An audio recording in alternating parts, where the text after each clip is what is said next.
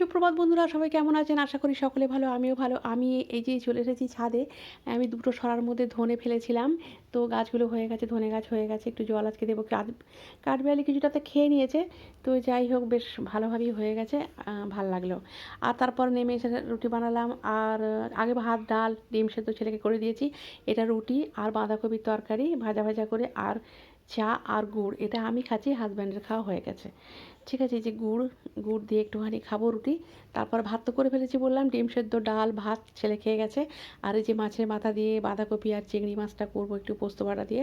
আর এটা গলদা চিংড়ি আর রুই মাছ নুন হলুদ মাখিয়ে ফ্রিজে রেখে দেবো, এটা কালকের জন্য।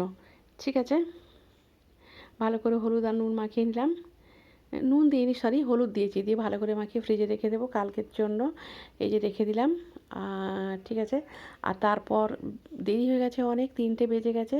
এই যে পিড়িং শাকের তরকারি করেছিলাম, আর ভাত খেতে বসে গেছি হাজব্যান্ড আর আমি। আর মাথা দিয়ে বাঁধাকপির তরকারি, আর চিংড়ি মাছটা তখনও রান্না হচ্ছে, মানে এখন কিন্তু, তখন কিন্তু 3টে বাজে।